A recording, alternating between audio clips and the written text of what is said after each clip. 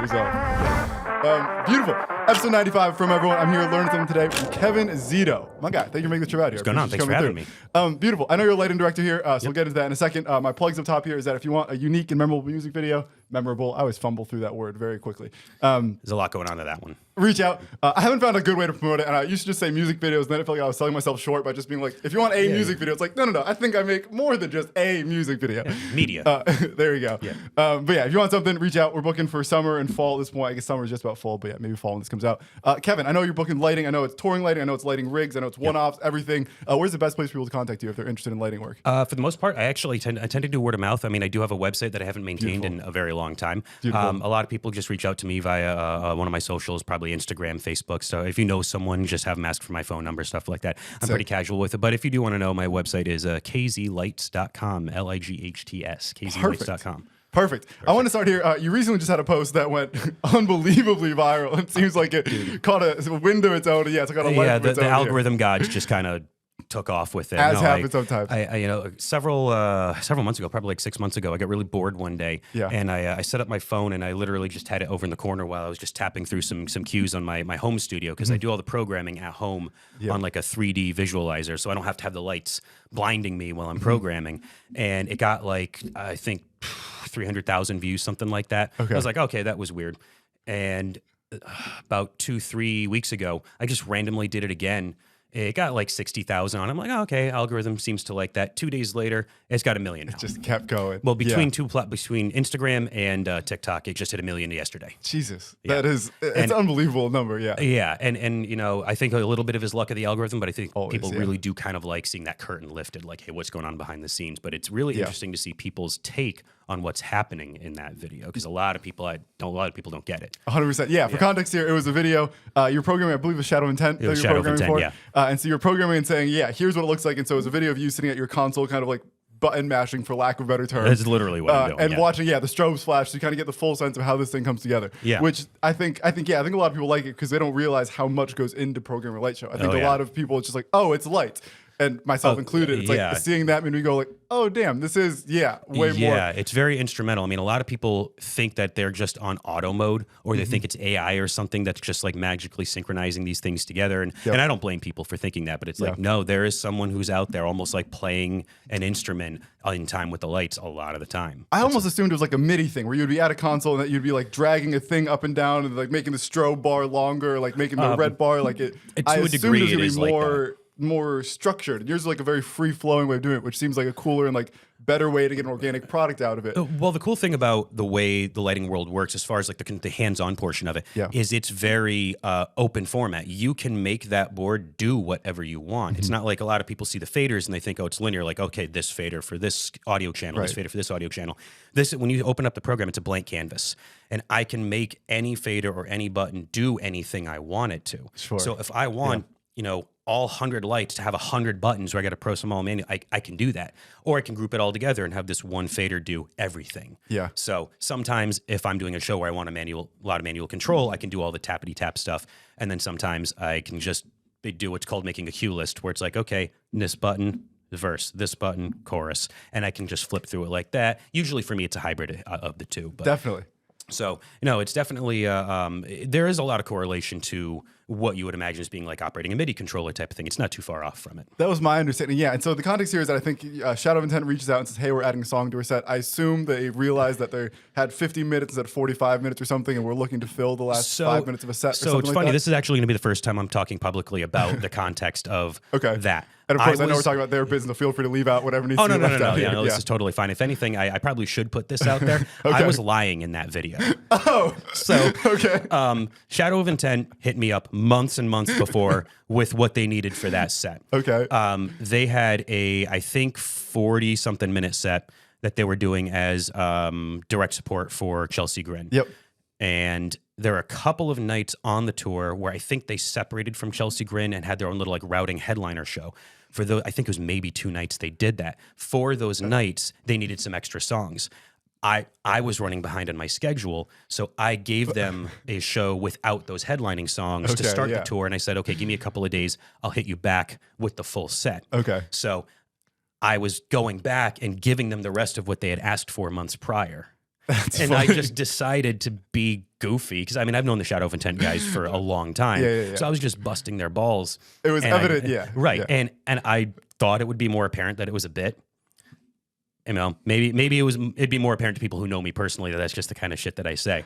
And oh man, I think that was a big part of the engagement was people were like, "Why are you talking shit on someone who employs you?" And I'm like.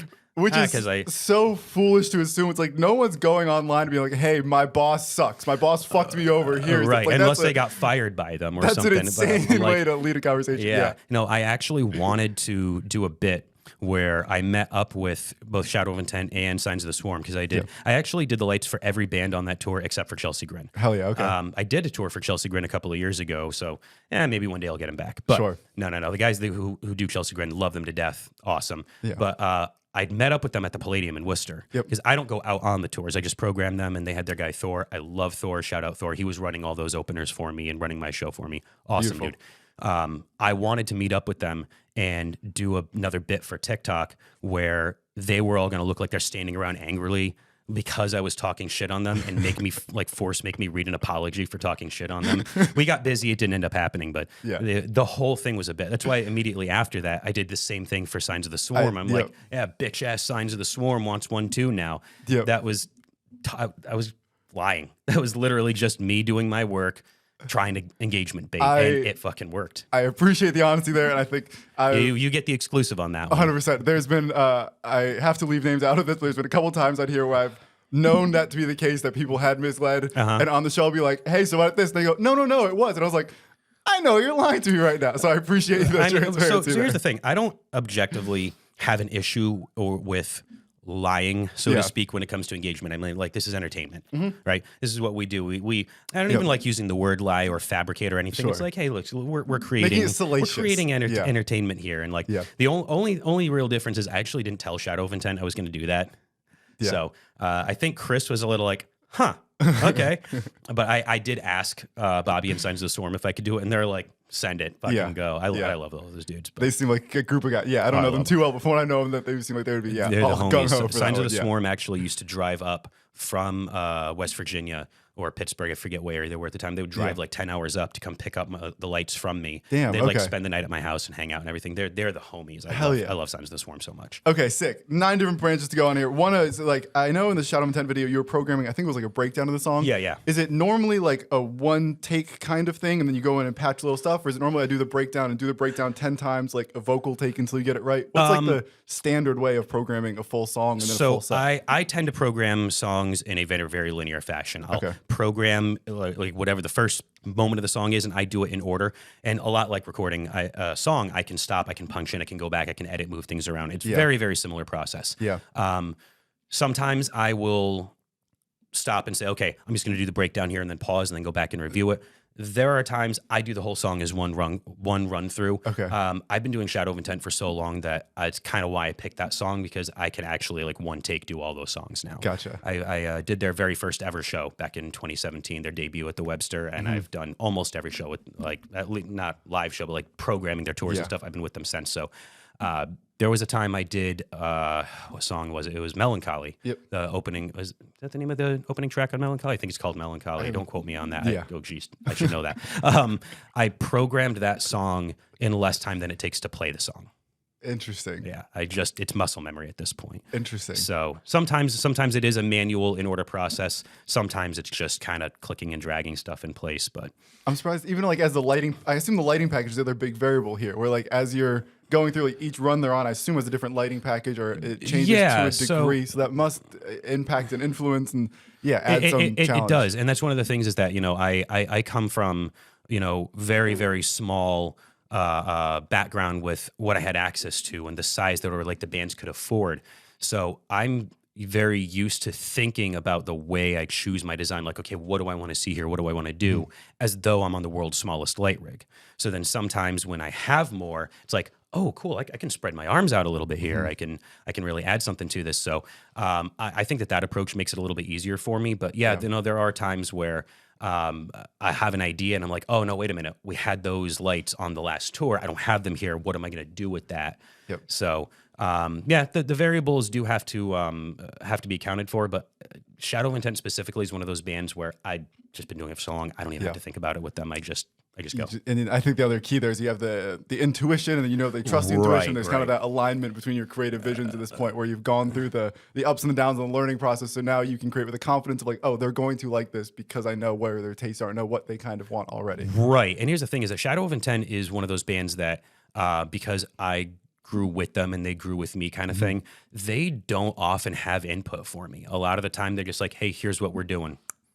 I think there was one really early tour where they were like, hey, these are kind of bright. Could we maybe like tone them down? And I'm like, I don't know, like, do you want smaller lights or something? Yeah. Like, I'll just try and roll them down for them a little bit. But other than that, they trust me. They trust the vision, I mean, the first ever show we did with them, I had never met them. I literally cold messaged the Shadow of Intent Facebook page. Like, I didn't even know who I was talking to. And they were just like, yeah, sure, come on down. And I met them day of that show, and we just kind of made it all happen on site. Damn. By context, I assumed that you guys were lifelong friends, and then when they're getting ready for show one, it's like, obviously, Kevin's the guy here. So I had some connection to them prior. Ben used to be a vocalist of a band very close to me, kind of overlapping the time span of Shadow of Intent. So this project was called Burning Beneath. Okay. Now, Burning Beneath... This is before In Depths and Tides? Oh, good question. I think it may have been around that same time. I know that these bands had a lot of like back and forth. Cool. Okay. So Burning Beneath was a project run by a very, very close friend of mine named Kyle Munsner, who's actually now the bassist of Face Yourself. Hell yeah. Okay. Yep. So Kyle and I knew him through being somewhat close to me. We had a bunch of mutual friends. And I always knew of Burning Beneath as just this incredible local band that they were one of the bands that like if they showed up to do like direct support for a spot at the Palladium, everyone showed up for Burning Beneath type of thing. I mean, I think the music is still out on Spotify. It was literally my introduction to deathcore was this band. Yeah. And Ben, even though Ben's not on the albums as the vocalist, it's actually Kyle. Ben did all the shows with them. Interesting. And the most local band thing of all time. Right. And the day Reclaimer got released, my metalcore band that I was in at the time was opening for Burning Beneath. And I met Ben that day, and I remember I could hear him over the PA. That's how crazy his vocals were. Unbelievable. So I was, chatting with Ben, like, oh my God, you're fucking incredible. And like, I had like a little bit of rapport with Ben at the time. Okay. So that was kind of my like I heard that this Shadow of Intent band was going to do their first ever show. I was super green to lights at the time. I really was not qualified for that job, but I slid into the Shadow of Intent DMs. I'm like, hey, I've done some shows with Ben, and Chris ended up calling me, and he was just like, okay, cool, come on down. Interesting. And like that was basically how Good for him. You are the third person, the fifth person. I don't know exactly the number, but one of many who has like had a door open for him by Chris Wiseman. And I think it's a great testament to Chris. And every time I hear it, I'm like, hell yeah. I tell people constantly, I owe everything I have to Chris Wiseman. Hell yeah. Because if he hadn't taken that chance on me with almost like no resume or anything like that, vouching for me to other bands, I mean, he's how I, through the grapevine of Chris Wiseman and Shadow of Intent, is how I got Signs of the Swarm. It's how I got Brand of Sacrifice, which is what led me to Chelsea Grin. I'm pretty sure it was... I'm blanking on his name right now. The guy who used to be the bass player for Currents. D. Yeah. Yes. I'm pretty sure D is how I ended up with Wage War at one point. And every connection that I've made through that, like, oh, well, I've worked with this band, like this whole big Ponzi scheme that's my business, essentially, is all can be traced back to Chris. So I take really good care of him. I owe him. And that's kind of also why I wanted to come out and say, hey, I was lying about them being prima donnas. This is just us being funny. Like, I owe everything to that man. Hell yeah. That makes me happy. And I think it's also fascinating because I have such a respect for Chris and what he does. And I think people who are as good at things as he is are often very picky of who they let in their circle. And I think it's interesting that he is as good as he is and still kind of has an open door policy, so to speak. He is alarmingly humble. Yeah. And I say alarmingly because there have been times where I've actually heard him say the words, "Oh, I'm not that great of a guitar player." I'm like, "Shut the fuck up, Chris." Like, you have two bands that are direct contradictory to what you're saying right now. Yeah. Right. And I kind of understand where he's coming from. I think from a very technical perspective, he's not, at least in the early days, he wasn't very proper with some of his like hand positioning and stuff like that. He was I started playing guitar differently after watching him play some of his incorrect ways. And I think that it is, of course, all subjective. But, I absolutely love the way, like you said, he will trust people and give people chances like that. And I think the other version of that is like, you don't get to being as good as Chris is by thinking you're good at what you do. You get that good by going, I'm not good enough. How do I get better? And that thing over 15 years, 20 years, however long he's been playing guitar now, is what makes him the guy he is now. Right. There's always a chance for improvement. Yes. Which I think is something we can all learn from. I like to keep that in mind. And that's a perfect example of what happens when you really buy into that mindset and let that mindset take over of like, it would have been very easy for him to have, gone on the first short, weekender with Currents and go, okay, I made it. It's like, no, he got there and went, I'm still not there. And just kept going. I'm sure if I asked him right now, he would say, I'm still not there. I'm still chasing. Or Brian, Currents vocals on the podcast. And it was the same thing where I was kind of like, you're doing great. What is 1% better? And he goes, no. I still got 30% better. It was like, what are you talking about? And what's so cool about that is I think Brian has got 30% better every new thing he does. I mean, you can hear and you always think, I'm like, oh, he's fucking incredible. And then the next thing he does, you're like, holy shit. I mean, I remember the difference between like Place I Feel Safest and then Let the Devil In. I was like, whoa. And then they came out with The Way It Ends. I'm like, oh, fuck. And then what was their most recent album?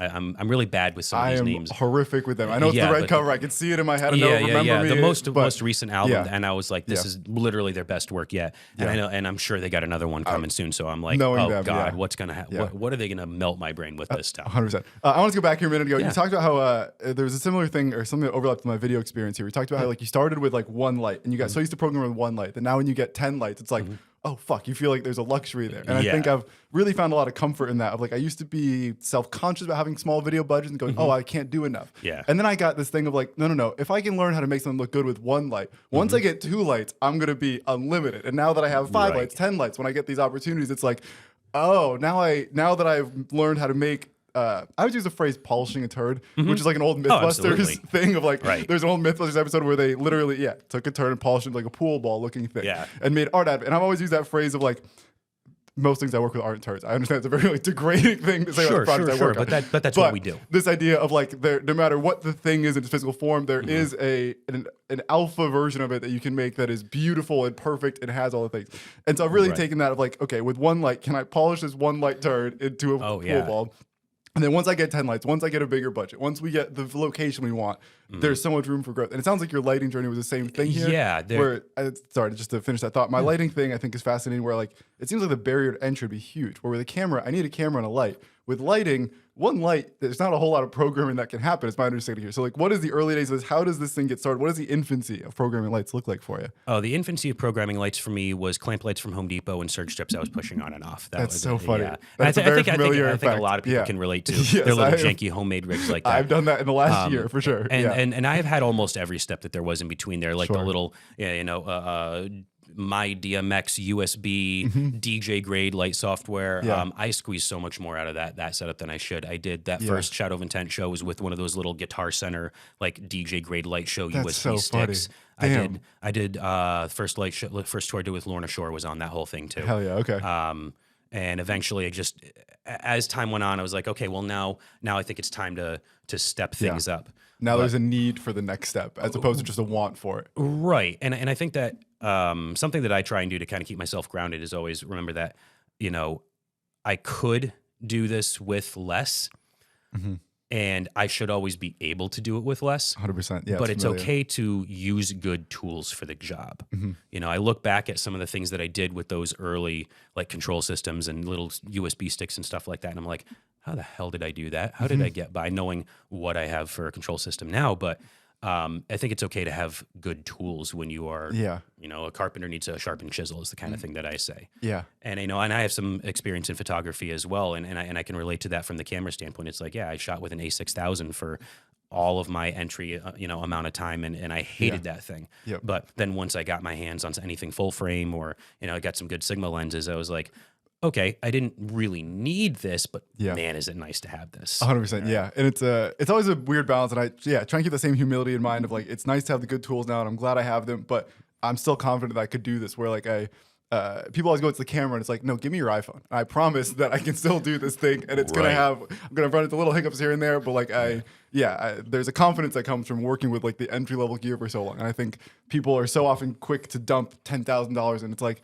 you're doing yourself a disservice. You're not like, you can do the thing with less. And of course, there's a reason that nobody's using this at the highest levels, but you could. And there's a rap video director named Cole Bennett, who I am a big fan of. And he did a Lil Yachty music video on an iPhone. And I think it was like an iPhone ad. Like, I think it was sponsored. Like, I'm sure there was other things involved, but it seemed like almost like an intentional thing of like, hey, fuck you. Like, if you think it's only because I have big budgets and I'm going to do this on this iPhone, and I'm not going to do it the Apple keynote way where they use $100,000 worth of gear on the iPhone. I'm going to do it with an iPhone that you have and watch. And it's a Lil Yachty music video. It is as big as it gets in terms of videos. And that attitude I think is important to keep in mind. Right. And the biggest problem I face is, above all else, and kind of how I found myself in this mess, is I'm a gear nerd. Interesting. Yeah. I so much prefer to just have toys. I just want the cool gear. I want the expensive stuff. Sure. And I get stuck in that cycle sometimes. It's actually one of the reasons I stepped back from photography was I just kept looking into, A9 and all these black magic cameras and all these super expensive lenses. And then I'm like, yeah, I'm literally never going to actually do anything useful with this. So I need to stick to my, I think I have an A6400 now, and like, that's it. 100%. That's all you need to a degree. Yeah. I know there's a real like breath. I assume this is the same thing when you got your audio console. You mentioned the name of it. I was looking through the comments and people were asking what it was. And then you mentioned like, hey, don't look for the price tag. And I was like, all right, well, I'm going to go look for the price tag here. And once I saw it, I was like, okay, gotcha. So you're at the top of the mountain, so to speak. And I'm sure there's a $100,000 version of it, but like, whatever. Yeah, we're at that. And when I got, I have an A7S III now, and I remember getting it and kind of taking a deep breath and going, okay, I'm here. Like, there is a red camera, there is an Ari Alexa, but like, I am at the top of the mountain where there is a 1% difference, there's a 2%, but like, there is a diminishing point of returns. Exactly. Yeah, I'm at that point now where I have the thing in the big boy league, or that can perform at the big boy level. Yeah. And now I can take a sigh of relief. Okay, I got to the end of this rabbit hole. I no longer need to be chasing the next biggest thing because, I don't need that 1%, or I don't need something that takes a crew of 10 people to operate. Right. Exactly. And that's the thing, is that to me, and one of the things that I was getting as a comment in those videos a lot was people were acting like it was a competition. Yeah. Which was very strange. I got compared, and to me this was a big honor, but I got compared to the lighting guy from Meshuggah a lot in those comments. Because everyone knows that video of the guy just going crazy like this. And everyone's like, okay, that's cool. Yeah, well, now why don't you do it like this? I'm like, why? Why would I do that? And it was like, okay, well, now do it without the click track. Yep. Why would I do that? Yeah. I'm here to do a job. Yep. This is how I do my job effectively and efficiently. Yep. Sure, maybe at some point I'll get really bored and do some show-offy competitive type TikTok shit, but no, I'm doing my job, and that's the job that I need to do done effectively. Yeah, I know another part of your business is also like renting out lighting. So I think it's also renting out lighting kits. Is this like that feels to me like a complicated thing where you start with one light, you get to 10 lights, you rent those out, they go on tour, and now you're kind of stuck for 6 months, and it feels like it was like a real slow, but also like as a gear nerd, that's the easiest time to be like, well, now I really need to go.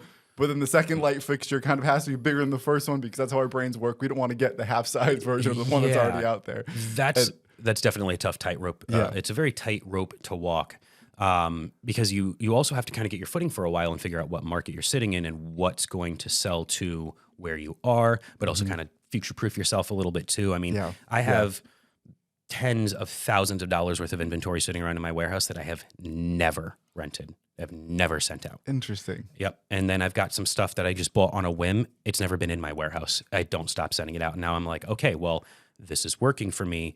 Let's get rid of that stuff and focus more on this type of thing. And those kind of business moves are really difficult sometimes, And did you have any like were you a lemonade stand kid as a kid? Like, were there any like early business experiences, or was this kind of where your first time getting into entrepreneurial and then it just grew slowly enough that you could keep up with it? I always had a desire for that sort of like entrepreneurial mindset, but a lot of it wasn't focused on like, oh, I need to make money. I want a business. I was goal oriented. And that goal was, I want gear.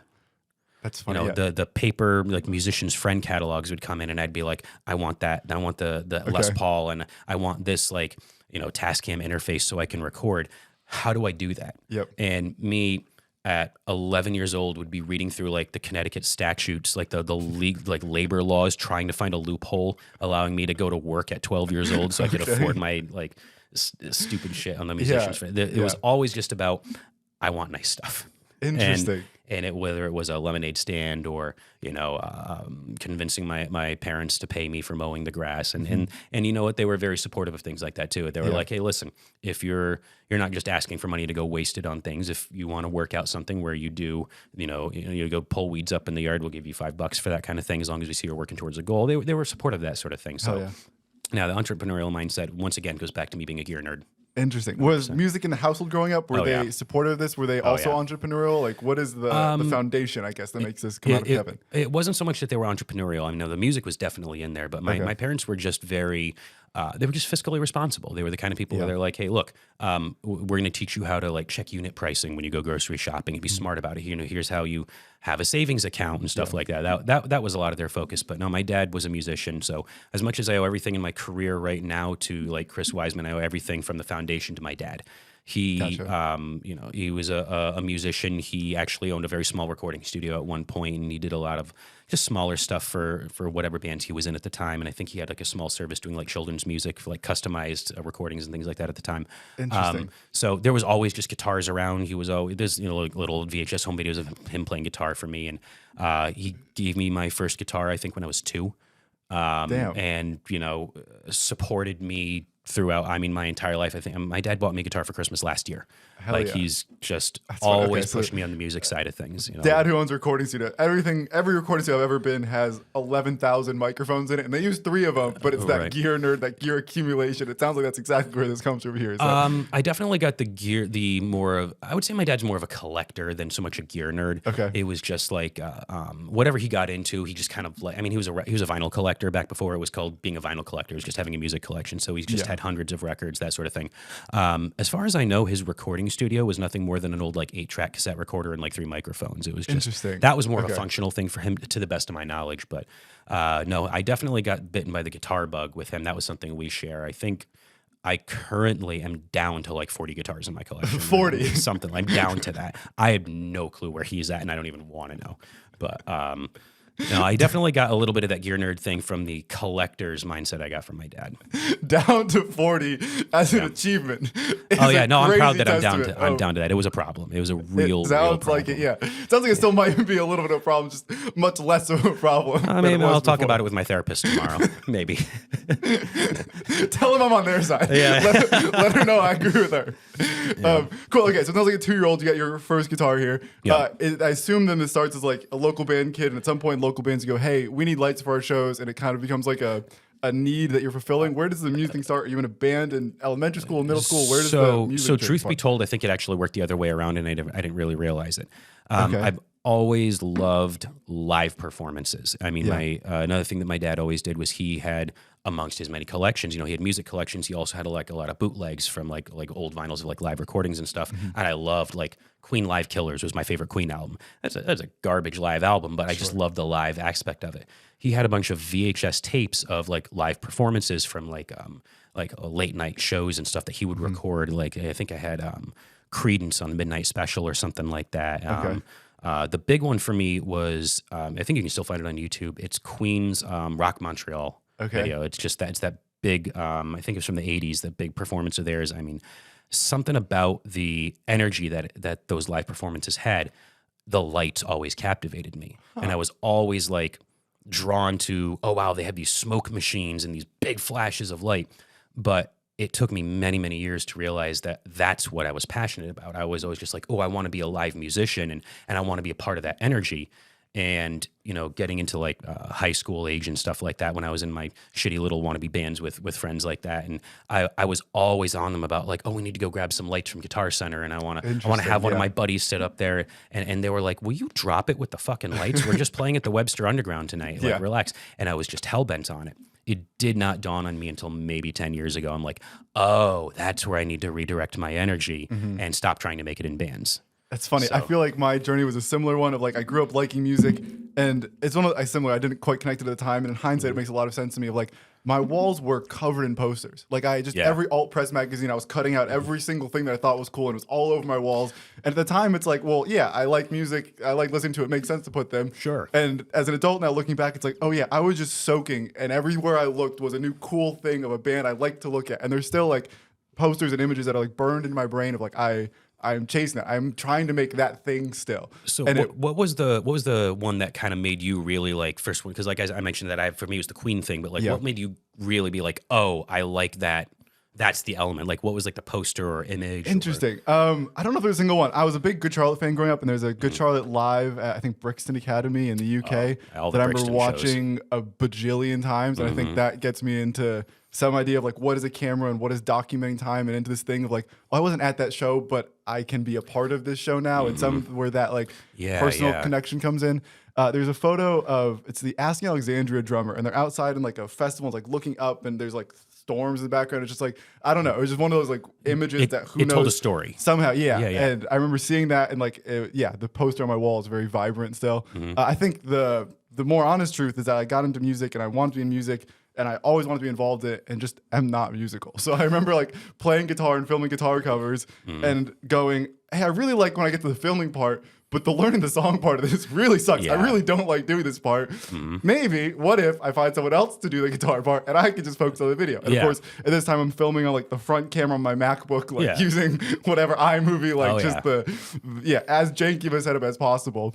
But it's funny, as I always use that as like my starting point here. And then one of my buddies, one of my childhood best friends goes, hey, do you remember when we used to film each other doing soccer tricks? And I was like, no, I have no fucking memory of this. But it turns out that we were both soccer players, and so we would learn cool tricks, and we would film little videos of each other doing the tricks. And so like my start date of a video keeps like pushing back. And then before that was like, I would film my TV playing Call of Duty and make my little Call of Duty montages. And so it's like, oh, okay, I've been doing this in some capacity my whole life, and similar to you, it just didn't click that that's the thing I was doing for a while. Right. And then now as an adult, I can go, oh yeah, here's the 10 steps that make sense in hindsight of how I ended up here and why the camera became the part of this that intrigues me, and the one that I'm better at than music. Right. And that was kind of where I'm at too, because I've been playing guitar for 30 something years. I mean, and I played drums, bass, guitar. I mean, all the core instruments, always trying to find my footing as like, what member of the band do I want to be? I knew I wanted to be a part of that scene. And, I'm not going to say that I was bad at any of those things by any means. I mean, after 30 years of playing, I think I've learned a couple of things. But, I realized that, generally speaking, what a band needs is someone who can kind of take that music from the start and flush it into something. Yeah. I can't write music to save my fucking life. I can play anything you put in front of me. And that was how I got my role in the last few bands I was in. They would come in like, hey, we wrote this whole EP, but we don't have a bass player. You want? And I'm like, yeah, sure, I'll learn that, no problem. And then when it would come time where someone would be like, hey, I want to start this band, I'd be like, I'm not the guy for you. Interesting. And that's when I kind of realized that I can be sort of like what you're talking about. It's like the content, you want someone else to be the one to make it, and you're the person that kind of engineers it and fleshes it together. Like I'll sit in on a writing session all day long when someone's like 90% of the way there, and I can give them that last 10% of an idea. Don't give me a blank slate. I'm not going to start with a blank palette and come up with anything. The other piece of this that I'm curious on your 2 cents on is like, socially to me, I always felt like a chameleon, where I was never someone who had like 5 best friends at all time. I had 100 friends, maybe 50 friends, whatever the number is, and I would spend time with these 10 and then with these 10. And so instead of having like 3 people that I was always with, which is a band, I was always floating between a bunch of different social circles. And so I think as I got older, it's like the idea of a band somehow felt like restrictive to me. If like I have to do one thing forever. And now it's like I get to be in a new band every week, which is a fun variety pack to me. Does that kind of resonate with you? Where now instead of being in a band, you get to be an LD and work with a bunch of different people and kind of float between I tell camps. people I'm in all of my favorite bands. Yeah. I tell people like all the time. I mean, and it's another thing I got a lot on that TikTok. It's like, oh, man, he's the 5th member of the band. And I'm like, yeah, kind of. And that's an honor to me to feel like I'm a member of Shadow of Intent to a degree, or I'm a member of Signs of the Swarm or Currents or in bands like that, where I'm just like, I'm there. I feel like I'm just as much a part of the show, but I don't have to be on the stage. I'm kind of in the back of the room, and I'm fine with that. Yeah. Did you tour at all? Like, was there touring in the early years for you? So I've actually only ever been on the road 2 times in my life, and I don't even want to call it being on the road. I did a couple of weekenders. The first ever run with Shadow of Intent. So after they did that debut show at the Webster in 2017, they did a little quickie in New York at the Gramercy right after that, and then they drove to Cincinnati and went to Bogart's. Okay. And I kind of hopped with them between those shows, but I don't even think those were all consecutive. If I remember right, there was like a week or 2 in between them. Okay. And they took me out with them. I didn't even know what timecoder programming was at the time. So if I wasn't there in person on my little fake like Guitar Center controller, that wasn't going to happen. And then we figured out hey, I can just time code this. You guys don't need to you don't need to pay for, to feed me and have an extra body or that kind of thing. Yeah. You pay me, to program it like it's just a task. Here you go. I deliver your files, and they're off to the races. I mean, they ran without an LD for years like that, and it was mutually beneficial because I work a 9 to 5 day job. I've got that job that pays my bills and my 401k and and all that. That's hard for me to let go of. So if it's most part, it's easier for me to say, okay, I'm not locked into one band. I can be in 5 bands at the same time, and I don't go on the road. Yeah. I made an exception for that earlier this year when I did the run with All Shall Perish when they did their comeback shows in New England. Yeah, I was friends with the gentleman who does their. I think he's actually does the lights for Suicide Silence as well. So they grabbed him to do the All Shall Perish run, and he was out with Paleface Swiss, and I had bumped into him at the end of the Lorna Shore tour with Whitechapel and Kubla Khan. That was a couple of weeks prior.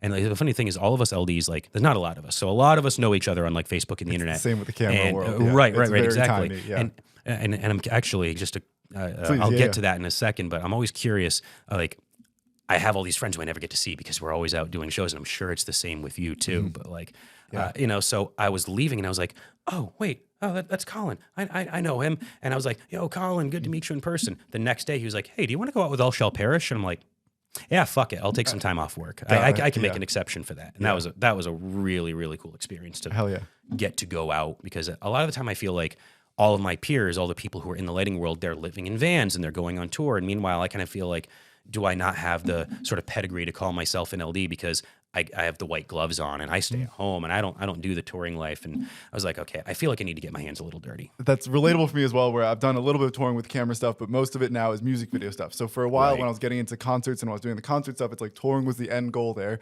And I did a little bit of touring and kind of went like, this is fun, this is great, but it didn't feel sustainable. It didn't feel like what I wanted to do for the next 20 years in my life. It was like, this is a fun adventure. I'm glad I do this. And if the All Shall Perish equivalent of the opportunity pops up, then I'll go on that. But how do I build this life at home? How do I build a life that fits me and fits my goals and fits what I would like out of this life and helps me be closer to my family and helps me do the things that are important to me? And so that's where the music video thing kind of blossomed for me. And it is a similar thing of am I less than because I'm not out on the road suffering? And it's like, well, no, I'm just doing a different thing. But there is not an imposter syndrome, but some insecurity that can come from that. I'm not the person out with every day. And I think the networking is maybe the big part of what I think I miss of my network ultimately then is who I can drive to. Whereas if you're on the road with everyone, if you tour with All Shall Perish, you're going to bump into Lorna. You're going to bump into all these different people, all these different behind the scenes experts in this very tiny world that we're in. And all of a sudden your world can explode. And I've had plenty of friends go on one tour and then they're gone. And then because from that one tour they made the next friend and the next friend and the next friend. And now it's like their whole calendar is booked and gone, which is beautiful. And I'm happy to watch that happen. And there is something that I have to look at myself and go, am I fucking up? Should I have chased that? And it's like, no, this is what works for me. But there is always that the fork splits. And you have to go, well, what is the other road? Did I miss out? So what would make you change that? If there was that dream band of if this person said, come on the road with me, what would make you drop everything and do it? I don't think much. Yeah? I think, of course, there's a price tag for everything. There's a name for everything, right? And to me, Good Charlotte's always been that has been the band. That is the one to me. So in some alternate universe where they go, hey, we're touring with Bring Me the Horizon tomorrow, and we want you to come. It's like, of course. Quit my job immediately for that. Pay me $5. Everyone's got a not even a dollar figure. It's it's a situation that they're that's what they're 100%. So I don't want to say nothing, but the flip side is within reason, I don't see a ton. I think if some friends were hey, we're doing this, or some of my friends are going on a week or 2 long thing this summer that I'm thinking about hey, should I try and hop on that? Should I try and go on that and get the fun? It is fun being advanced. There is a pro to it. I've turned down tour offers that a lot of LDs would be oh fuck, you get to go out on the road with them, and I've just been I'd love to say I did that, but this job gives me a 401k. So I think for me the big thing with music videos is I really like that I get to build from scratch. That whatever I make is my thing, and my issue with being on tours, I feel like I'm always at the mercy of what someone else is doing, and I'm depending on them to give me the next opportunity, and I'm dependent on the lighting guy, and my photos are as good as the lighting guys. And there's some, of course, you can make anything look good, you can polish any turd, but there is some dependency on other people to do the thing. And then my thing with photo, moving from photo to video, is I feel like my photo, what separates my photos from the other 9 people in this photo pit, and I would like to believe they're going to be 10% better. We all kind of got the same thing. There's some heavy overlap in what we're creating, and certainly the best person will rise to the top there, and there is something to be said in being that. But it's like, I don't want to compete against 9 people every night. That's not what that's not what I'm chasing. And so I think where the music video thing became the right home for me is like, I get to make my one thing, and I know this one thing will never exist again, and it only exists because I exist. And that doesn't mean it's great. That doesn't mean it's terrible. Like, it doesn't mean anything about the quality of the thing. But I like that it is like, this is my baby that we got to grow, and it's just, I don't know. There's something like very wholesome about that process that aligns with me. So I'm curious, what guides how you sculpt what you start off from nothing with a band, like when they come to you, and obviously, and I'm sure there's conversations that happen, but to a degree they come to you because they like your vision and you're going to make these decisions. So I'm always curious, when do you find yourself maybe even doing something like pulling a band in a different direction, like, hey, no, we're going to do it this way, kind of thing. Like 100%. What guides you with that? It's a good question. It sounds like your Shadow of Intent thing is a good example here. So like, there's a band who was formerly known as Half Heart and is now known as Doomscope that I've done a ton of videos for. I think. Oh, I actually did not know that was that there was a correlation between. Oh, okay, that makes 100%, sense. Yeah, okay. One was put to bed, and Doomscope is now born in its place. Okay. And so I've done, I think, probably a dozen music videos for them or something like that. And at step 1, it was them going, hey, here's this. And at this point, it's they go, hey, we're kind of in this ballpark. And I go, cool, here's what's going to be inside of your ballpark. And so I think the comfort thing is a big thing there. When it's someone first time coming to me, I may say, we've done this, or like my pet peeve these days is like the white sick wall of like, I think it looks great, I think it's awesome, but I think a music video is about making a moment, it's about making a unique thing that is one of one. The white sick wall looks great, it's clean, but how do you seperate it from all the other white sick walls that we've seen? And everyone's seen them. And like the exception here is I think it's Lawn Chair Youth is like they're like almost like a Hate 5-6 kind of thing with having bands come in and do a live thing. Like that to me makes sense. Of like, you want a clean staple, like that to me is the one time where the white sick wall makes sense. But normally I'm kind of like, we've seen it. I don't want to make something that has been seen. And that's where the Unreal Engine side of things has been very exciting to me of like, this is one of one, and again, that doesn't make it better or worse. I don't know if I can speak to the quality of it, but I can speak to the uniqueness and then the memorableness of it. Right. You're trying to not just create, not even necessarily, like you said, something memorable. It's not even something necessarily unique, because there's a lot of unique things that are absolute turds that are unpolished. So like, yeah, sure, that's a unique looking turd over there is one way to put it in some cases. But I always find it interesting when people bring up like a specific trope that they're like, oh, I'm just tired of seeing specifically this, and I just want to do something different. Funny enough, I actually did a video shoot with Signs of the Swarm. They brought me on board to do some lights and special effects for that sort of thing. Beautiful. And they rented out a room with the white wall, and I was like, we're turning all of the lights off, and this is going to look like a black wall. You cannot tell it was in a white wall room. And oh God, I know it was, and I love my boy Eric DiCarlo. He was the one who shot that one. Love him to death. I know I gave him such a headache by doing that, because he was going in expecting the white wall, and now because it's supposed to look black, but it's got that white behind him, he had noise problems to the nth degree with it. But the video came out absolutely fucking sick. 100%. So I'm glad and it's one of the things I love about Eric is he makes it work. He's the man. Yeah, he's a friend of the show. He was, I think, episode like 8 or something, like very, very early. We're on episode 95 now. So we're talking. So I got to scroll back and find that one. But yeah, he's the man. Yeah, we went out to his studio and did it there. And he's the man. He's someone that I've always looked up to, and someone who respect his work, and he is he shot the one and only music video I've ever been in. So. Hell yes. Okay. Actually, no, I was in 2. I was in one of them was a band, and then I was an actor in another one of his music videos later on. So. Very sick. Yeah, he's the man. And like, I think that's when I'm talking about a music video, that is always the goal to me. And you're kind of asked, what makes me make a decision? It's like, I want it to be unique, and whatever that looks like. And of course, the other thing is how to make this unique within a budget, which kind of goes back to our one light conversation to me of like, okay, I know your practice space feels boring to you, but how do I make this thing look memorable and unique? How do we transform this into a place that is unforgettable and doesn't look like the band practice space anymore? And I think in that there's a fun exercise there to me of like, we can make anything look like anything, and it just takes a little bit of figuring out and putting a plant here and there, and you can transform a space pretty significantly. Or lighting, of course, is the other obvious one. Right, and that's kind of one of my goals with the way I, when I have any control over like the layout and the design of lights, is I want it to look big. That's my whole thing is like, how can this not look like a small stage? I want the photographers to be able to take pictures and make people think, oh, this space was like 500 seats bigger than it was. 100%, that's kind of the way I look at doing things. And there's always there's a lot of push pull with that, because sometimes the way you get that size is by creating negative space with darkness and shadows. And I know how much that sucks for you guys when we've got that like silhouetted effect and everything.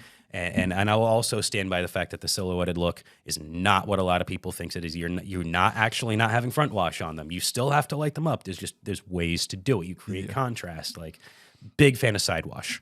Yep. I will turn off all the front wash on a band, and I'll just have them. I'll hit them from the sides, that sort of thing. That's what I do a lot. But and it's definitely one of those things where I always want to feel for when the photographers are like, and again, another TikTok comment I got, it's like, people are complaining and they're like, God damn, us photographers have to do their job. And I'm always like, respectfully, get good.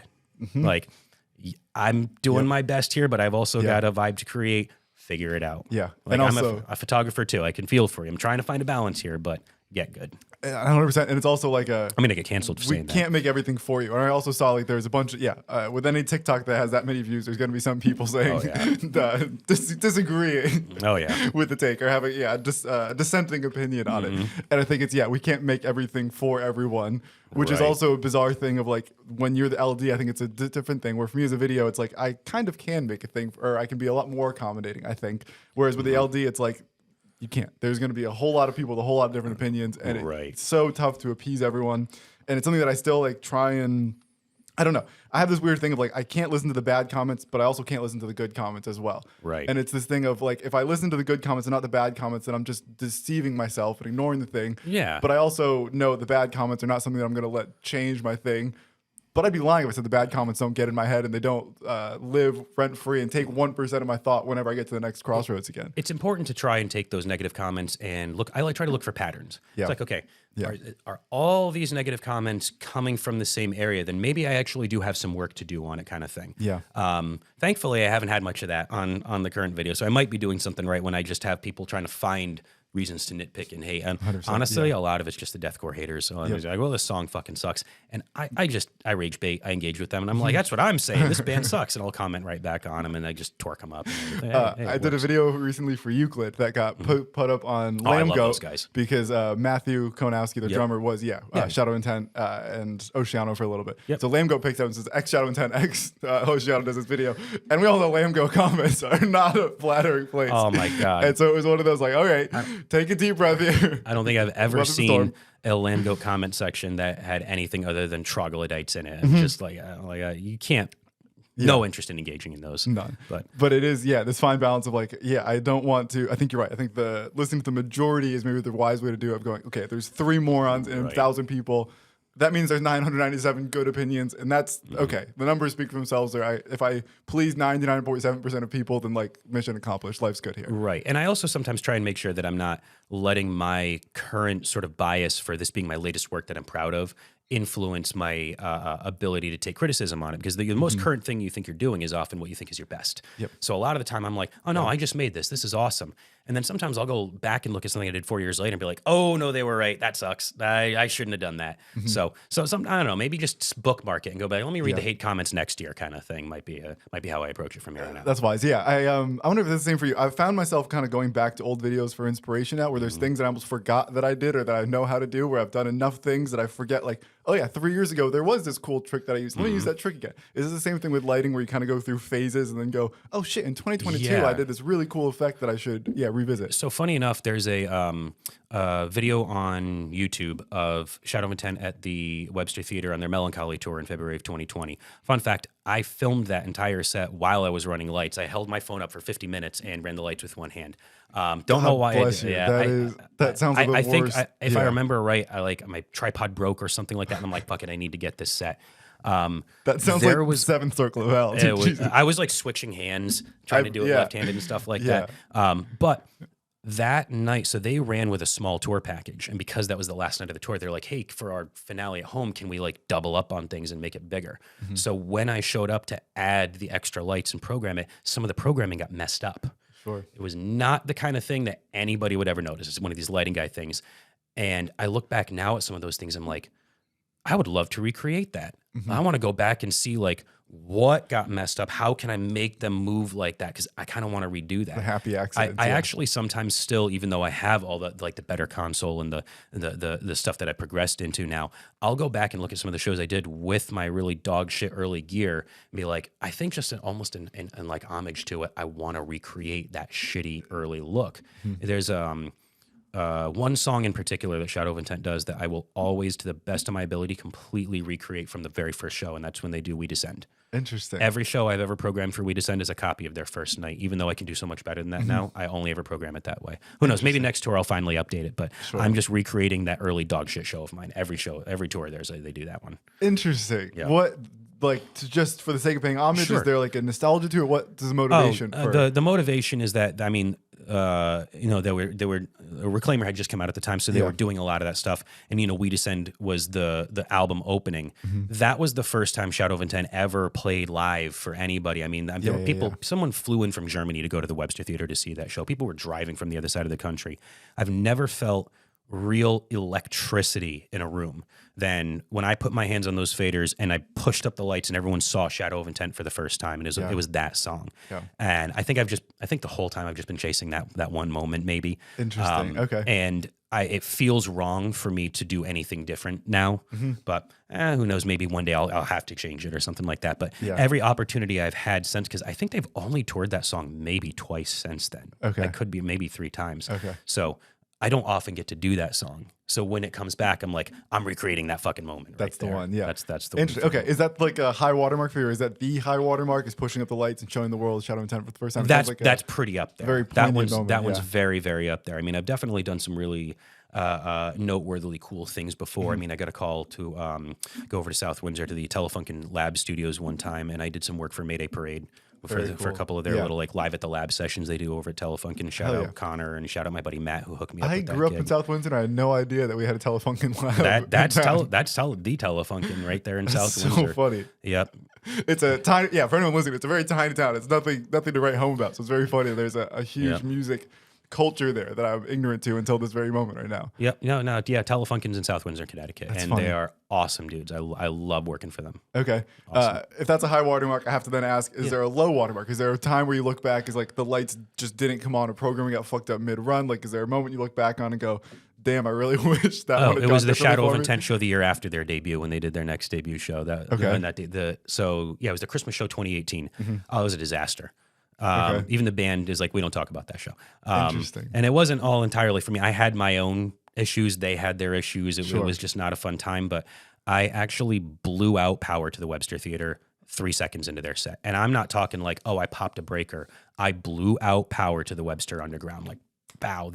Bad math, like miscalculating how much, like. I think it was a combination of a little bit of bad math and,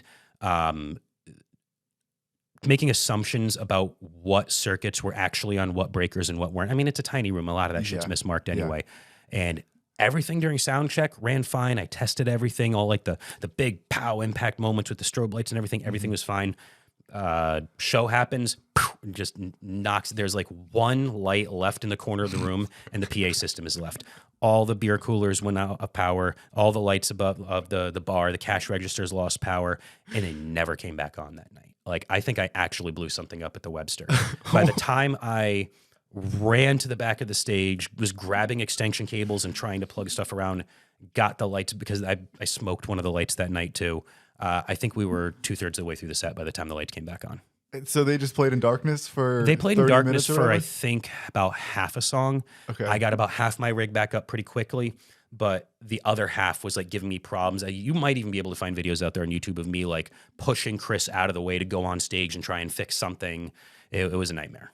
Damn. How did you reconcile? Like, obviously, you said you were able to get, within a little bit, we were able to get half the rig back up, and is the rest of it just like, just eating it, just accepting that this is your bed and you have to lie in it now? There's not much you can do at that point. And you got to remember that, like, and this is something that I'm really curious to see what your take on this is too. But from my point of view, I got to remember that people will say this to me all the time from a teasing standpoint, but I kind of in a good way take it to heart. No one goes home humming the lights. So at the end of the day, as long as they can see the band and the band's putting on a good show, I'm not going to ruin anyone's night. So sometimes I'll be beating myself up about, okay, I put on a bad light show that night, and believe me, I put on some fucking stinkers before. As long as they saw the band, and as long as that blackout was like less than half a song, I didn't ruin the night for anybody, and everyone's happy with it. And I'm always curious what that's like from a from a photography standpoint. And now I know you do a lot of like music videos, and that's got a lot of replayability. A lot of these people aren't going back and rewatching clips from the live shows, but I'm sure you've done some, maybe event recap type videos and stuff like that. And just been like, well, my ISO was off the whole night. And, I've done plenty. I think the key with any kind of video stuff is you can always say it was a stylistic choice. And it sounds like you can use a similar thing here with like, if the lights were out, it's like, well, we wanted him silhouetted for a little, and I know silhouette isn't perfect, but like, you can kind of fake it. Similar thing. I've, the classic one to me is I've shot photos in S-Log before, which to someone listening doesn't make any sense, but it is like S-Log is a camera setting that makes things like lower contrast, lower saturation, and like kind of grainy and flat looking. And it's for video it helps with video stuff. But for photos, it's a big mess. And so I've done that before, and it's like, well, the photos are just gonna be grainy tonight, and I'm gonna add extra grain on top of it and call it stylistic. I think with a music video, there's a similar thing here where it's like the lights aren't ruining anyone's nights. With a music video, I used to always put them out and go, ooh, I can't wait to see what people say. And it's like most people are like, oh, the song is catchy. Like 99% of the comments are not about the video, and the one about the video is usually like, this sucks. And it's like, okay, well, that's okay. Well, that's another photographer who's jealous they didn't get the gig. 100%. Yeah. So it's the same thing of like, most people who watch a music video don't even see the music video. I think like they're hearing the song and there's a thing happening in front of their eyes, but like it's so secondary to the single they were looking forward to from the band they love that for me to have a music video that gets commented on, that gets any kind of note, like has to be so bad or so mind-numbingly good. Right. At both of those extremes, I'm thankful to avoid most of the time. And I'm kind of in the same camp of thought with that. I'm like, if people notice the lights, I either fucked up or I did such a good job. And the latter is probably not that likely in a lot of circumstances. So, I think that you should be accenting the show so well that people don't notice it. I almost think of myself as like a referee in sports kind of thing. Where like, interesting take. Like a referee in sports is only noticed when they fuck up the worst thing ever. And if they do a perfect game, we don't even know they were ever there kind of thing. Right. Because you're talking about how great the players did. Not, oh, hey, that was a great call by the refs. Exactly. And no one has ever said that was I guess maybe the most educated sports fan will, but even then there's gonna be a dissenting opinion, right? Like the only time we talk about refs is when they missed the most flagrant thing that should have been called. And to me, a video, I look at the same way. It's like if no one comments on the video, success. Like I did my job, right? If the only and then if they are commenting, it's like, okay, let's take a look at the mirror and figure out where I mislapped here. Right. But the biggest learning moment for me in this process was the first video I did, or one of the first videos I did, was a guitar playthrough, and we filmed it like on a beach, on a pier, on top of a mountain, like all these like scenic settings, classic stuff. And it's like, sweet picking, it's very technical. The only comment on the whole video, got 100 views or whatever. The only comment on the whole video was that the guitars weren't plugged in. And at the time, it was like, fuck. Like I should have put the XLR cable in. And in hindsight, it was like, if they watch the whole video and all they're mad about is that I didn't plug in the XLR, then like, I did great. Life's good. And you know what? Those are also the kind of people who are just looking for shit like that. Like, it's a fucking video, dude. Everyone knows that it's, come on, what did you really think was happening? It's like the guys who get mad when they find out that all the stacks of Marshall amps on a stage, they're not real. What? The band's lying to us. Like, okay, sure.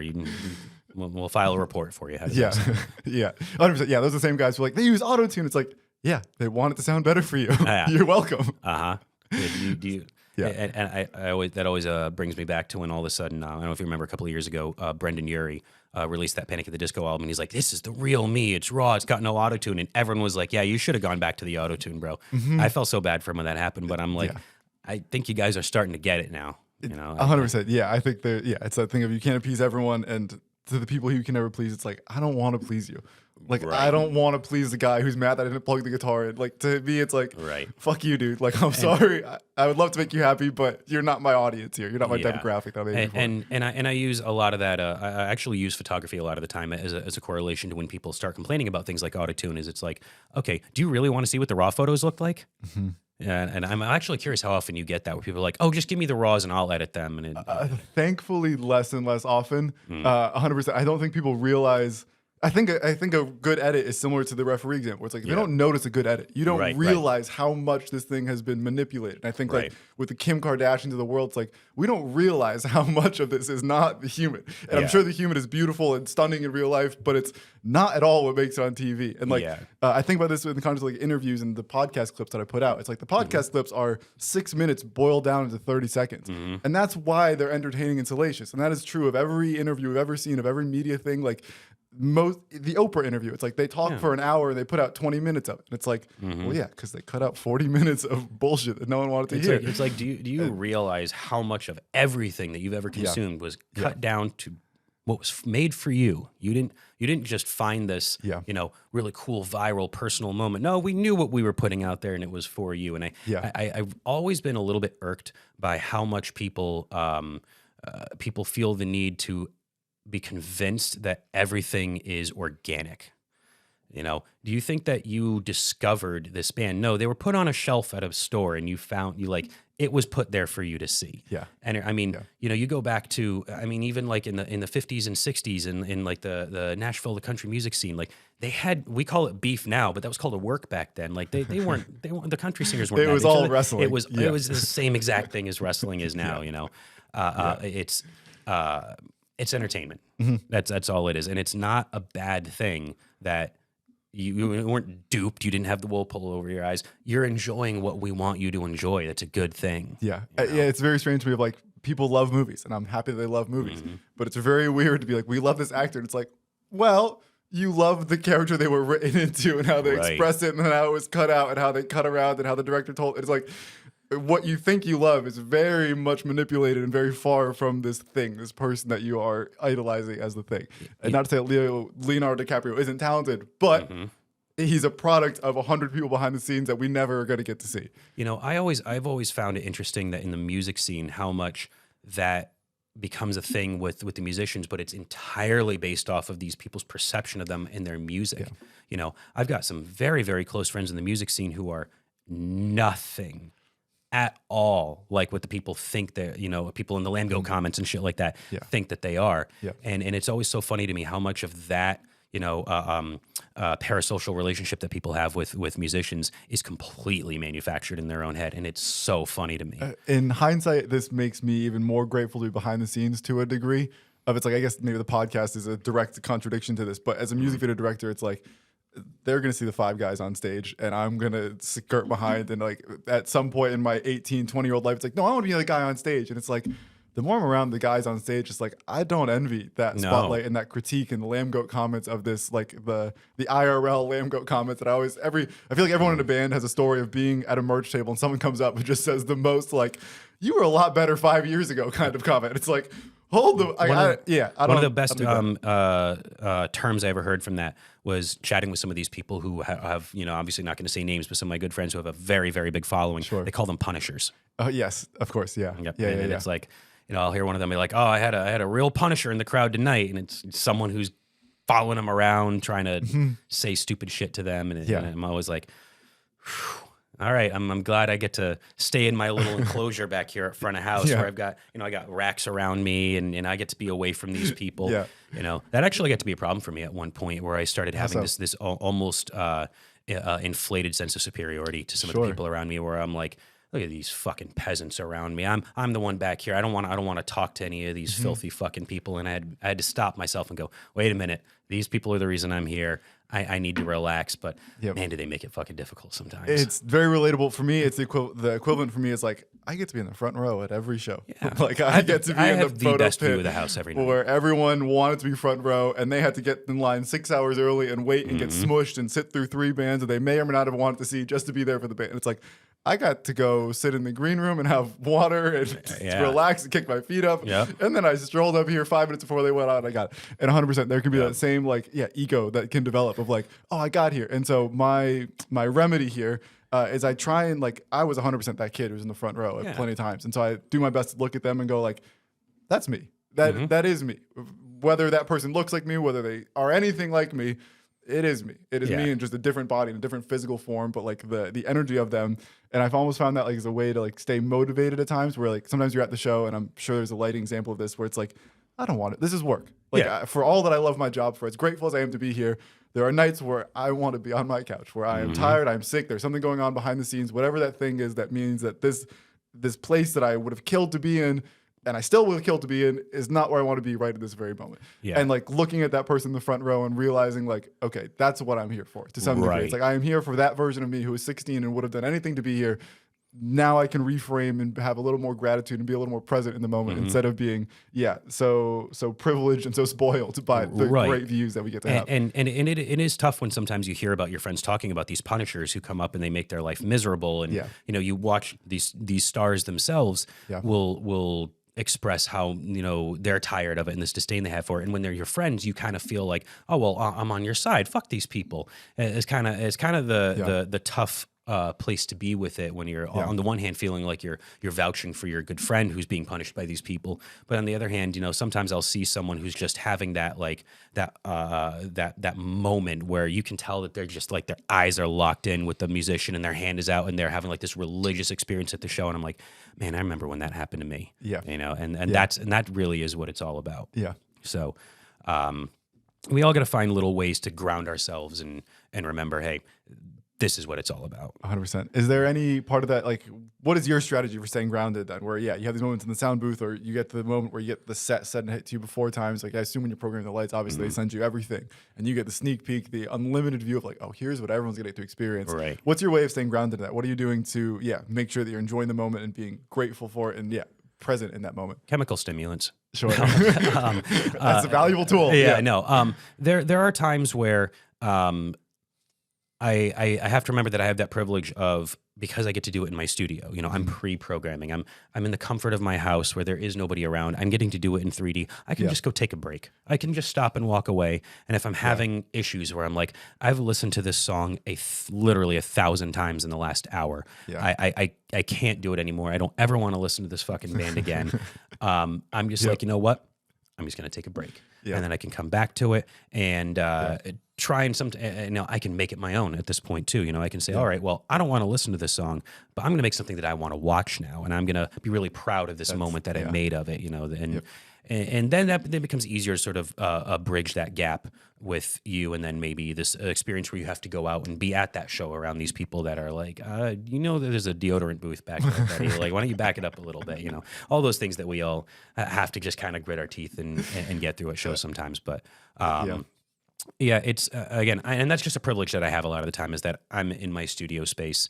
I'm doing all this sometimes weeks before the show actually happens. And I just have to remember, I'm going to go take a break. That's really all there is to it. 100%. It's an important one. I think the other thing you mentioned there is like making sure that you're doing it for yourself, which I think it is work. It is the job. It is, maybe not paying all the bills, but it's paying some part of the bills. It is paying for more toys. It is, it is going somewhere. It's something that, you know, enables me to, again, be a part of my favorite bands. You know, the reward is that these people come to me and they trust me and they want my opinion. They want my creative vision. You know, these, you know, when I, you know, for example, having the opportunity to do that one little Chelsea Grin tour, just getting to be the guy that did that breakdown at the end of Recreant, it was just, okay, I don't care about any other part of what I'm dealing with. I got to do that. And I actually never got to see that tour. Bummer. I sent that tour out. It didn't come anywhere near here. And, you know, we work on my day job. I couldn't drive to like upstate New York or wherever they played. And I was like, shit, I don't get to see them. Familiar. I've done like tour promo videos and same kind of thing of like, this is cool. I really wish I could be there, but I don't get to. It happens all the time. But I know there's those moments like a high note for me was right after Will joined Lorna Shore. I did the first time he ever did To the Hellfire live. Hell yeah. So that moment where I just silhouetted him and he started doing the pig noises, another one of those moments with like electricity in the air. And that was pretty cool to get to be a part of. Hell yeah. That's a good pair with the Shadow of Intent moment. Two big hardcore metal, whatever the fuck genre term you want to use there. Deathcore, however it is. You know,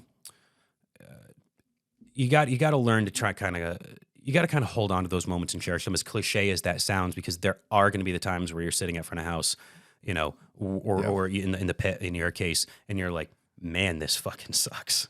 You know, it will happen. 100%. Sure. Yeah, this is a terrible place to get inspiration, or not a terrible place, but a corny place to get inspiration from. There's a Jack Harlow song, and the end of the Jack Harlow song is a voicemail from his mom, and the mom is saying something to the effect of like, make sure that today you take a minute and look around at all the people you brought together and all the people that are here because you are here. And of course, for him, it's a very literal because he is here. And for us, it's a much more secondary thing of like, no one came to the show because you were doing lights or because I was doing photos, right? But to some degree, the photos we took of the band, the lights we made of the band, like that we are some part of this contribution. And for me, when I'm directing a video set, it's like, they are here because I'm here. Like in that sense, I am Jack Harlow. I get to be Jack Harlow in those 6 hours. Right. Like they are here because of the music video, and I am the music video today. Right. And learning in those moments and trying to make an active effort and everything I do to take 30 seconds, look around and go like, damn, I didn't sell all these tickets, but I contributed to 10% of them. I had some 5%. I had some little part of this is because of me. And you become, for a lot of people, you become their experience. You know, like they couldn't make it to that show. They couldn't get there. And now you become that experience for them. I mean, you know, we kind of talked about earlier about like watching some of these videos and like looking at these posters and being like, oh, I saw this thing and it really inspired me. That could be you for somebody, you know, for somebody else someday. I mean, did the guy holding the camera at that Queen show know that he was going to spark all this in me? It was day 3 of a job for him. And sometimes you have that moment where you're like, oh shit, I just saw this thing and it inspired me. So, and I think that kind of contradicts the sort of dismissive statement I had before of no one goes home humming the lights. Well, you know, I'm the reason somebody can have that moment. And hopefully they don't know that it was because of my lights that they had that moment. But when there's that big blinding flash during the moment of, you know, a Shadow of Intent song and it rocks them and they're like, oh my God, that was amazing. Statistically speaking, one person at the Shadow of Intent tour will become a lighting director. Right? Like if I don't know how many people are at their shows, 5,000 people at their shows, whatever the number is now. I guess Palladium's more like 2,000, whatever. Who gives a fuck? Whatever that is. So they played 30 shows, 50,000 people, rough math. Mathematically, one of them is going to become an LD. Oh, it happened. And they won't know because of this, but it happened. It's the bass player for Shadow of Intent. He became an LD because of me. That's funny. He goes out with Currents now. Hell yes. Yeah. I designed the light shows and programmed them for Currents, and they take Andrew from Shadow of Intent out with them to run them. That's funny. Yeah, because he literally drew the short straw on that 2020 Shadow of Intent tour and had to set up all the lights every night. Fell in love with it, and now I think he actually, without any of my involvement, I think he does lights for Varials now. That's beautiful. Yeah, he's That's going beautiful out there. to watch it all come Same together. thing happened to Corey from Boundaries. Yep. He started doing lights, and that was because he was the production manager of the Webster, where they kept hiring me to run lights, and I taught him how to do it. And now we share light rigs. Like he bought some lights, I've got some. Like I think I got equipment out on one of the tours he's doing right now too. Hell yeah. It definitely is an infectious thing. That's exciting. Yeah. Hell yes, man. We have successfully got through our hour here. I like to wrap up with talking about anything like outside of music. So we've gone very deep into this music world, the lights world, the photo video world, the whole thing. What's something you enjoy outside of music? What is something that like outside of this very niche part of you that we've talked about here? Are you a fisher? Are you a sewer? Are you a rollerblader? Like what is some part of Kevin outside of this whole thing that we haven't touched on yet? Ooh, that's a really good question. This kind of consumes my entire life. I guess I could tell you a little bit. Oh, man, it is still pretty related. I actually got into home automation recently. Interesting. Okay. Yeah. Like making the blinds open at 7 a.m. So like motion sensors in the house and like setting like when I cross this threshold, the Alexa starts talking to me and it opens and says, "Welcome home, Kevin," and shit like that. Which it's fucking lighting related too. So I guess it really does take over. But I kind of got into that recently. I was doing some renovations and demolitions to my home, and I was running a bunch of wiring through the walls and boring shit. And I'm like, while I'm here, why don't I make this place really fucking cool? And that became a rabbit hole that I bet, that consumed my life. What's like the magnum opus of that? What's like the part of it that you are like worked the hardest on that is now the most beneficial in your life? Yeah. What's one piece of this home automation process that really stands out? I would definitely say that it is just a very inexpensive, commercially available product that I did not know existed. And it's one of the coolest fucking things ever. They make motion sensors that are based off of radar. This thing is so sensitive, it can tell when you are breathing. It's not like when you're sitting in the bathroom and you have to like wave around to get it to go back on. This thing knows an XY coordinate of where you are in the fucking room. So if I move to the other side of the room, it can like have the lights follow me around the room. You can buy this thing for like $80 on Amazon. It's there. What do you use it for? Whatever the hell I want. I mean, I can literally take like the XY coordinates and just have it programmed to do whatever I want. So I can tell it like as soon as I first walk in the room, it knows I'm here. It's going to turn my lights on and say welcome. And then when it knows I'm now like past the entryway, then it's going to dim those lights and turn these on. And when I go and I lay in my bed, now it activates nighttime mode and like. This thing literally just tracks me around my house. That's so like Bruce Almighty. It's just like living on your movie set. So unnecessary. It's so excessive. And I found one on eBay for like $35. I'm like, I got to try one of these things. I'm putting one in every room of the fucking house. But that's probably been one of the only not day job or lighting related things I've got into, but I mean, I guess it is lighting related. Kind of, yeah. It's a fun new variation of it. Is this every room in your house? Like, is this something that you got in the living room and slowly expanded out? Well, right now, most of the rooms in my house are just nothing but bare studs. I've been working on some construction for a while, but I keep delaying that because I'm like, ooh, what else can I wire up while I'm in here? It's been a problem. So, what about you? What do you do outside of this? Golf's been the big one recently. Oh, shit. In the last like year or two, it was this realization of like all my life is on my computer, and I played video games for a while, and then it was like, all right, well, I'm editing all day. I'm just closing Premiere Pro, closing Unreal Engine, and then opening up the video game and going back into this same digital world. And then I had this like existential-esque crisis of like, so if I lose power one day, my whole life is just gone. Like everything is just bye-bye. None nights, nothing to show for. So then, yeah, it was very important to me to like get back outside. I grew up an athlete and just kind of like deviated from that as I got older, as people do. And so golf was a nice way to like, one, get outside and like just be in nature. And then like a skill that I can work on. And like, I think part of being a video person, I assume lighting is a similar thing, is like we get unlimited revisions to a degree, right? You can sit there and you can program the light show and then go back to every single thing and double check every single thing, and that can become you slice a shot out into the woods, it's done. It's done. And there's something beautiful to me of like, I just don't care. Like I in the video world, I stress and I really make sure that everything like. I did an Unreal Engine project recently, and I was like stressing that the trees weren't from the same climate as the rocks. And I was like, no one's ever gonna like. They saw trees. No one ever fucking thought about the moss on the rocks and whether or not it's from the same part of the world as these trees. But I did, and I put a lot of stress and tried to find the rocks that match the trees and make this thing all cohesive. And so the golf was a beautiful like impermanence of like. It just doesn't fucking matter. Like I can be as bad as I want, and it's beautiful. And when I do good, it's hilarious and funny. And when I do bad, it's also hilarious and funny. Oh, it's so funny to slice an entire bucket of balls over the nets at driving range. And it's so funny you say that because if you had asked me that question a year ago, I would have said golf.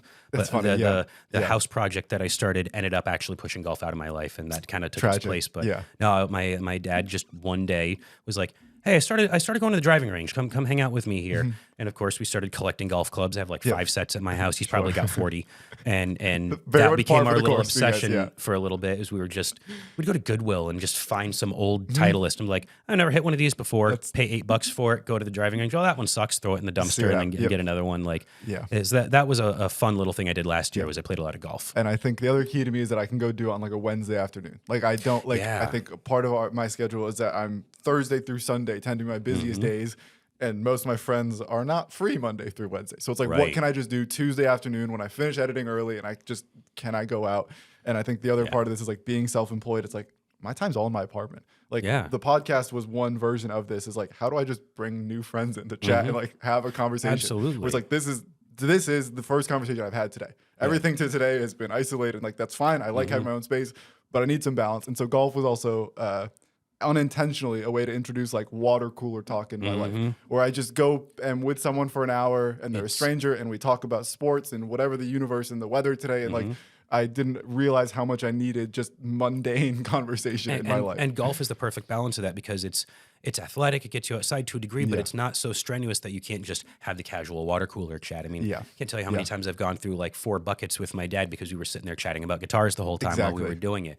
No, it's a really, really nice in between. I don't know, maybe I'll pick up my golf clubs again at some point soon. I would recommend it, but I'm very biased at the moment. Hey, maybe we'll go hit some balls together at some point soon. Would love that. Yeah, absolutely, dude. Episode 95, we fucking did it. Kevin Zito, thank you for coming through, my man. Before I get you out of here, where can people find you online? Where's the best place to follow you? Where can they support you and tell you you're awesome at lights? Or tell you that you suck at lights and that they never want to see your light show Please tell me I suck. KZLights.com is probably going to be a general way to get my info, but it's a very incomplete website. I apologize for that. If you know me personally as Kevin Zito on probably Facebook, Instagram, I think my lighting Instagram page is KZ Lighting CT, but don't quote me on that. Maybe we'll have to link accurate, it. I think so. Everything will be linked below. I only made that Facebook, the Instagram page like a couple months ago. I barely remember what the handle is. But that's how you can find me, and hopefully make some light shows, and maybe we'll shoot some videos together soon. Definitely, Hopefully, yes. That'll happen. Beautiful. Absolutely. Thank you for coming through. I appreciate your time here. Sounds good. My man, episode 95 from everyone. We did it.